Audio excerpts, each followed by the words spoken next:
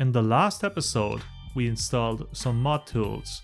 We made a small mod, we learned how to install that mod with and without ModLoader, and we also learned more about ModLoader overall and the San Andreas file types. So, like I said in the last episode, I know you're probably bored of doing all of that and you'd like to install more mods. So that's exactly what we're going to do in this video. So welcome to the 4th episode of the Ultimate Modding Guide for San Andreas.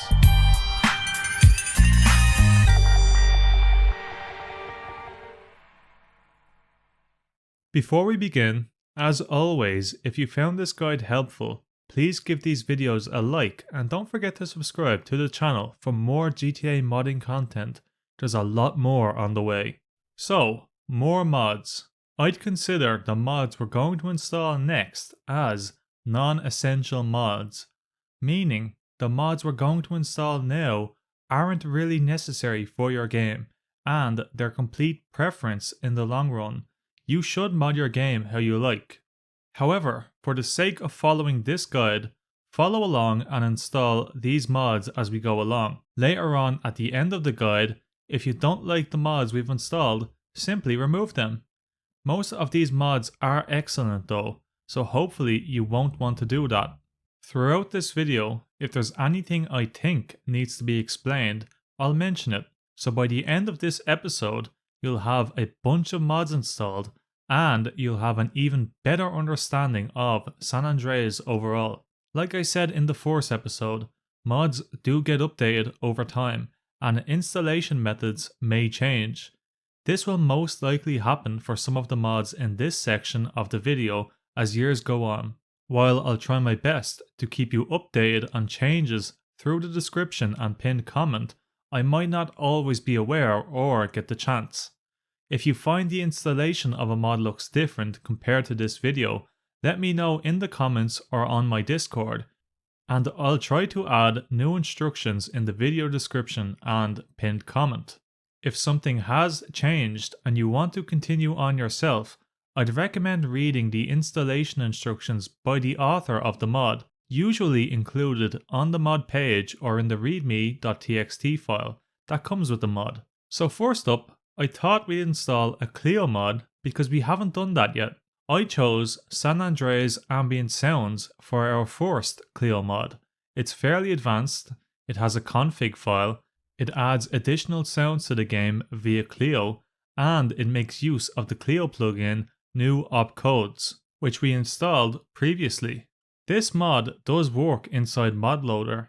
However, I've had issues before with it not working inside ModLoader correctly, so I'm going to show you how to install it the traditional way. If the name wasn't clear, San Andreas Ambient Sounds basically adds a ton of ambient sounds to the San Andreas map. Here's some examples.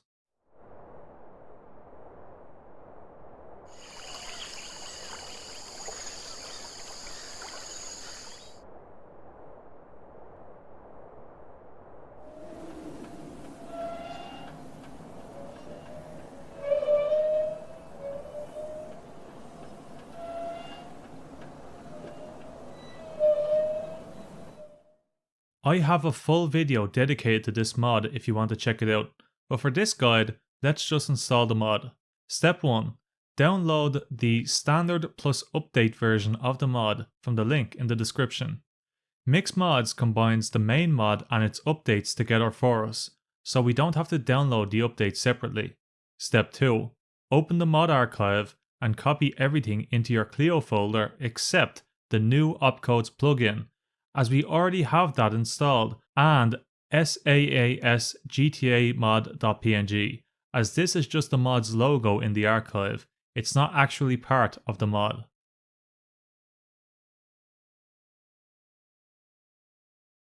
Step 3. The mod actually turns the radio off by default when getting into vehicles. However, this can be disabled in the mod's configuration file. Open your Clio folder, open saas.ini with any text editor and change the setting Turn Off Radio to 0. Save the file when you're done. Keep in mind, the volume of the ambient audio added by this mod isn't controlled by the in-game volume sliders. If you want to change the volume of ambient audio, you can change the global volume option in the mods.ini file. And that's it, we've installed the mod. If you don't like the mod, just delete the files we added to our Clio folder, and the mod will be uninstalled. Now, as I said before, this mod can be installed in ModLoader, but in the past I've had issues with it not working for some random reason. So this will be the only mod we'll install outside of ModLoader. If a Clio mod doesn't work with ModLoader, you should install them in the Clio folder in your main game folder like we did here. Clio mods aren't usually as big as this mod either.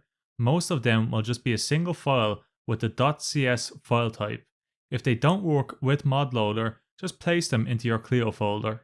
The next mod is another Clio mod called Throw Rotate Fix. This is one of those smaller Clio mods that I just mentioned, but we can install this one with ModLoader. The mod basically makes the grenades in the game rotate as they're thrown in the air. The rotation is random every time, and the effect looks good. The mod requires Clio Plus, so again, we're making use of our additional Clio plugins that we have installed. Let's install the mod. Step 1. Download the mod from the link in the description. Step 2.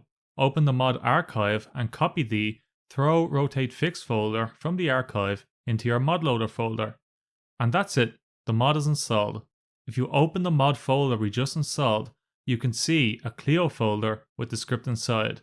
Basically the same layout as if we installed the mod without ModLoader. Clio scripts don't necessarily have to be inside a folder named Clio when you install them with ModLoader. For example, we can remove this script from the Clio folder and leave it in the Throw Rotate Fix folder and it should work. There's a possibility some mods might expect to be in a folder named Clio, however, so just be aware of that possibility. Again, if you didn't want to install this with ModLoader, you can simply place the mod file, which ends in .cs for Clio script, into your Clio folder. But like I said, I'd recommend installing mods with ModLoader if possible. Also keep in mind, not every mod will come packaged like this, with the mod already in a folder that is ready to be copied right into ModLoader. Some mods might just contain the mod files and you'll have to create a folder inside ModLoader yourself and then copy the mod file to that folder inside your ModLoader folder. Thankfully, most of the mods on Mixmods are packaged correctly, so they come in a folder ready to go into ModLoader just like this mod was.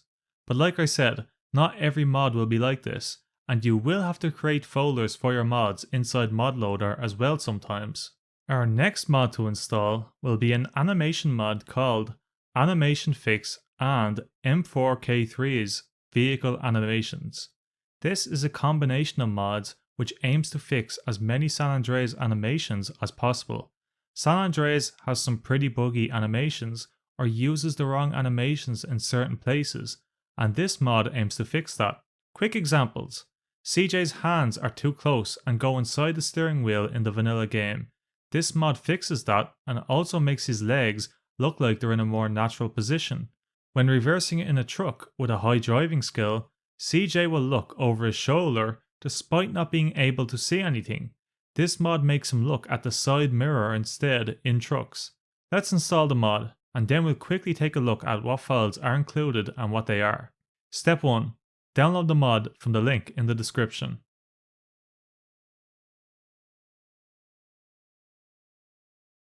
Step 2.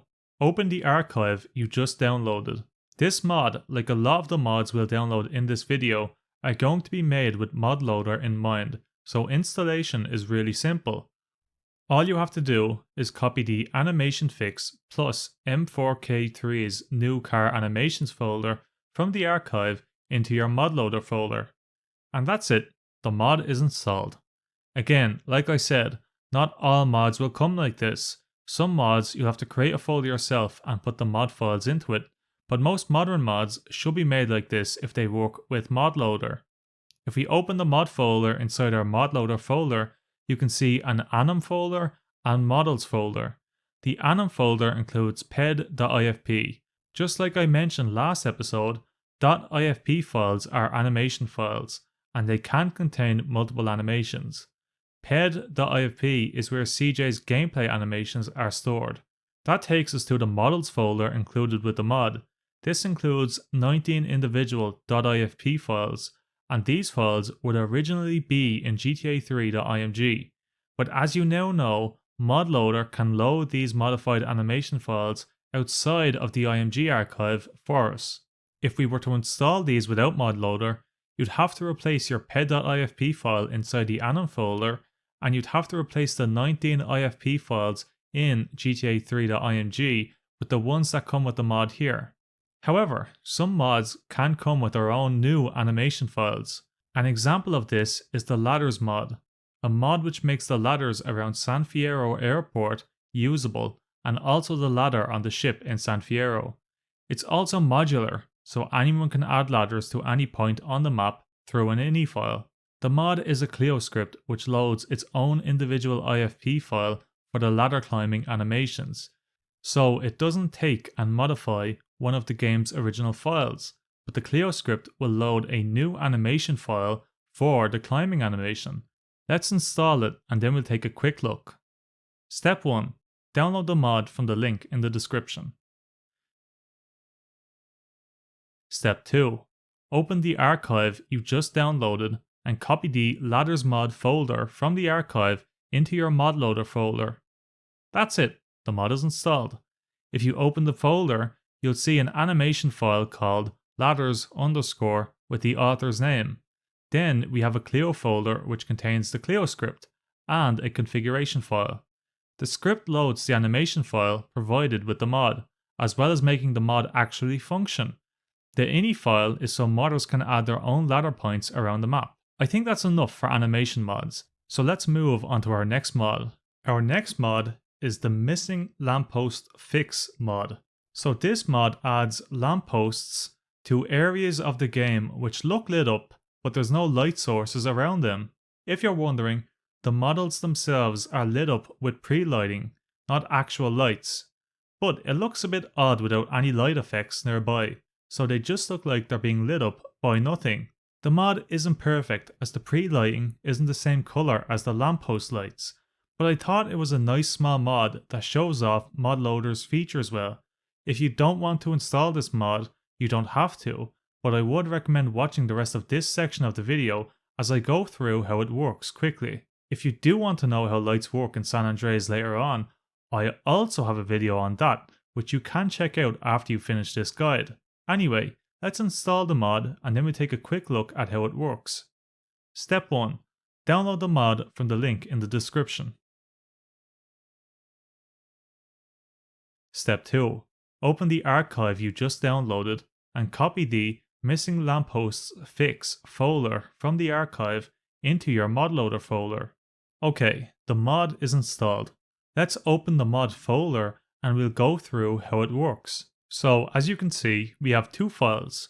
We have a text file called loader.txt and another file called missinglamppostfix.ipl. So we've gone through how a mod like this works in the last episode.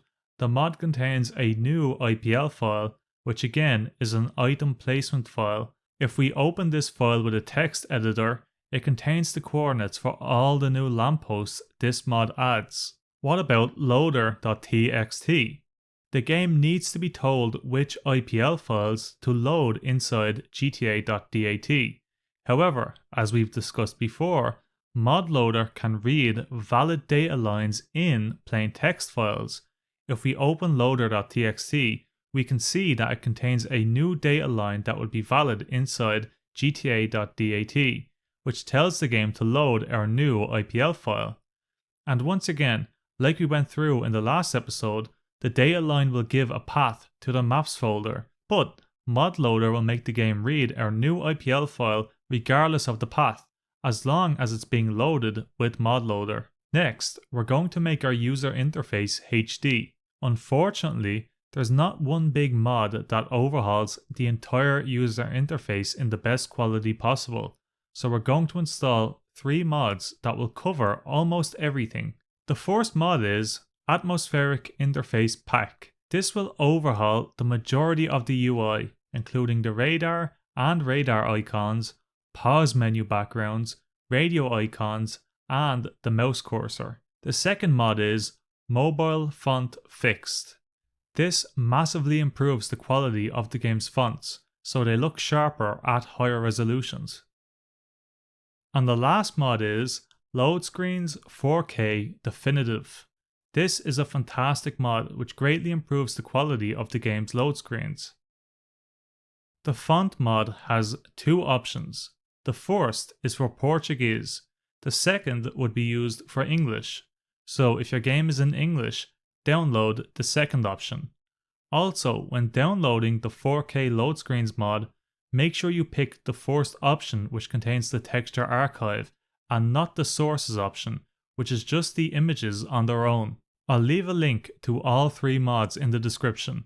Go ahead and download all three and we'll get to installing them. All of the mods are made with ModLoader in mind, so it'll only take us a second. So first, Atmospheric Interface Pack. Open the mod archive and copy the Atmosphere Interface Pack folder from the archive into your ModLoader folder. Next, Mobile Font Fixed. Open the mod archive. This mod has several options, and it depends on the resolution you play San Andreas at, which you can select in the San Andreas options. Choose the correct folder for your resolution, as fonts can look wrong if the resolution is too high and your display isn't. My resolution is 1440p, so I'm going to select the 1080p plus folder. Once you've picked your folder, copy the Mobile Font Fixed folder from the archive into your ModLoader folder. And lastly, Load Screens 4K Definitive. Open the mod archive. This mod has two options. The first being the load screens at 2048 by 1024 resolution, and the second being the load screens at 1496 by 2048 resolution. Honestly, both look great. I just choose the 4K option because it's only load screens and performance won't really matter. If you're on a really weak PC, you can pick the 2K option, but I don't think it matters. Once you make your choice, copy the folder from the mod archive into your ModLoader folder. And that's it. All three mods are installed. Your interface should look much higher quality now. Just to note, these mods don't include the weapon icons, just the fist icon, but we'll also improve that with our next mod. Okay, so our next mod is probably going to be the biggest mod we've installed yet, and that's Rosa Project Evolved, the largest texture overhaul mod for San Andreas, which updates thousands of textures to much higher quality.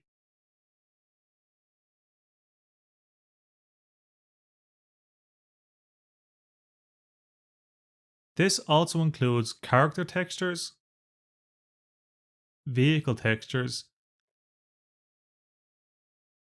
weapon textures, and it also remasters the weapon icons so they're now HD and also better represent how the weapon looks in game. Please just remember, Rosa Project Evolved is still regularly getting updates.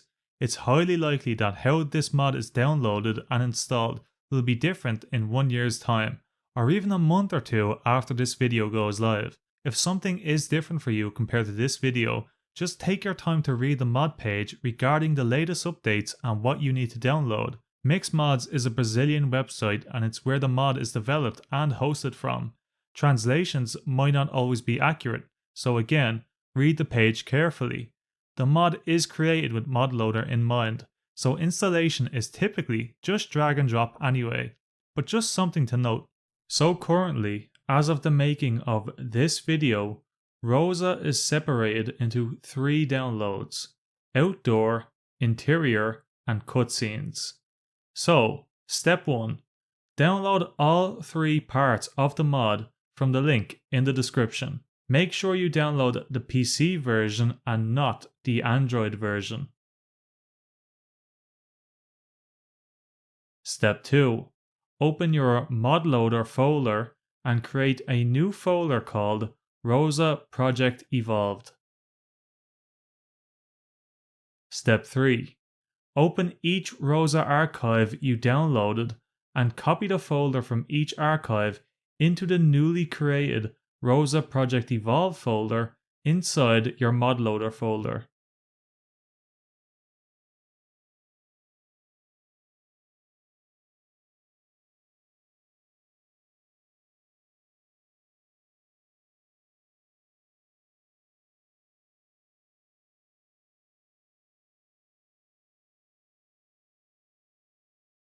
When finished, your Rosa Project Evolved folder should look like this. Okay, and that's it. Rosa is now installed.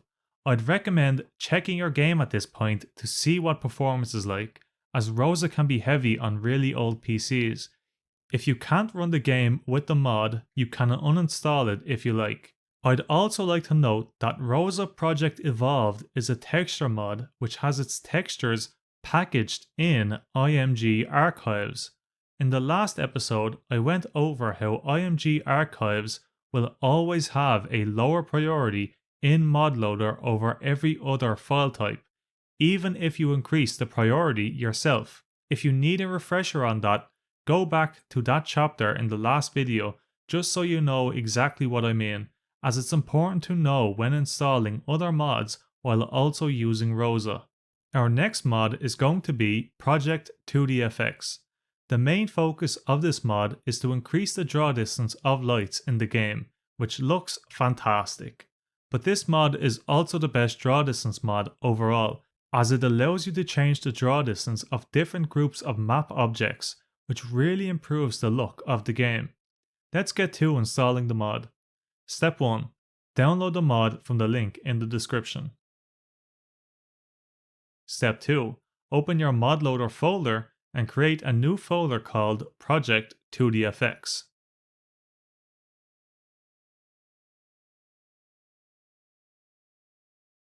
Step 3. Open the archive you just downloaded. Now, as you can see here, the mod actually comes with Open Limit Adjuster, but we already have this installed, so we won't need these two files here. What we do need is the SALOD lights files, so take these three files and place them inside the Project 2DFX folder you just created. And that's it, the mod is installed.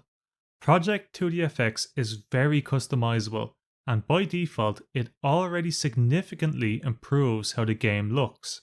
However, maybe the mod by default is too heavy on performance for your PC, or maybe you want to improve how the mod looks even more. Well, I have a video covering Project 2DFX in extreme depth, going over every configuration option, explaining what they do and what settings I'd recommend.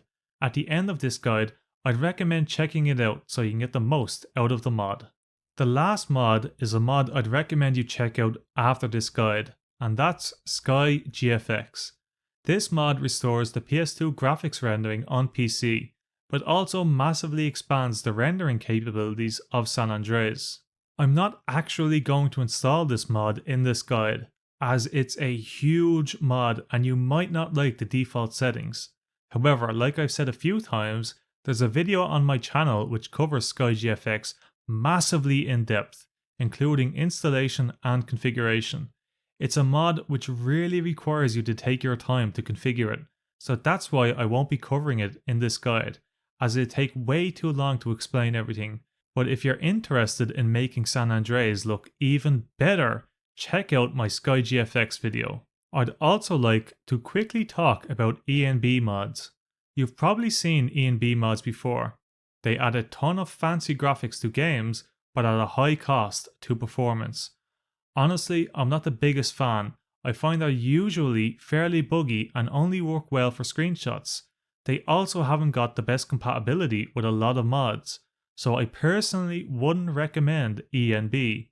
But just say you do want to try some out in your own time. I'll just make some things clear about installing ENB mods. ENB mod authors typically assume you don't know what you're doing, and they assume you haven't got the game set up for modding at all. There's two issues with this. The first is, they usually add in a bunch of other mods that you probably don't need or already have, just so the game works well with their own mod. The second thing is, some of their files replace game files when they could just be installed with ModLoader instead. You should know by now, you typically don't want to be replacing game files, since all game files can be installed with ModLoader. Just as an example, here's the files that come with DirectX 2.0 ENB, probably the most popular ENB in recent years. The mod includes SilentPatch, a mod most people will already have installed. If you didn't know you already had this installed and then you installed all these files without checking, the game would crash. Not only that, the mod includes an old version of SilentPatch. The file says 2017, but the latest version of SilentPatch right now is from 2020, which again, if you didn't know what you were doing, is a problem. This is why packaging other mods with your mod is a bad idea. The mod also includes SA_widescreen_fix_light. I have no idea what this is, but we already have the best widescreen fix for San Andreas installed right now. Installing this alongside our current widescreen fix would likely cause issues, possibly a crash. And lastly, in the data folder, the mod has a timecyc.dat file. Even though this file could be loaded with ModLoader, the mod author of this ENB wants you to replace your original game file. If you wanted to uninstall this ENB and you didn't know what you were doing, you probably wouldn't have made a backup of the original timecyc file. You'd be out of luck. If I was to install this ENB, this is how I'd do it. Don't worry, you don't have to copy me here, just watch. All the ENB files would go into my main San Andreas folder. Just so you know, d3d9.dll is the main ENB file, although ENB can sometimes come as an ASI plugin too. The ENB series folder is also necessary for this ENB to work. The data folder I'd put inside ModLoader, so I'd open my ModLoader folder, create a new folder called DirectX 2.0 timecyc, then copy the data folder from the mod archive into the new folder. This way is much neater. I didn't replace any game files and I didn't install unnecessary files that aren't even relevant to the mod I want. Keep an eye out for things like this in general, but especially when installing ENB mods. They're typically the worst for issues like this. Anyway, that's all for this part of the guide. I didn't want to install too many mods overall in this guide, as I'd like you to customize your game to your own liking with mods of your own choosing. You have most of the essentials installed and some of the best mods that improve the quality of the game installed as well. Most of the mods you install next, I'll leave up to you. However, we're not finished yet. In the next video, we'll be taking a look at how to diagnose and solve crashes, which you'll likely run into as you experiment with mods. So thank you for watching this episode, and I'll see you in the next one.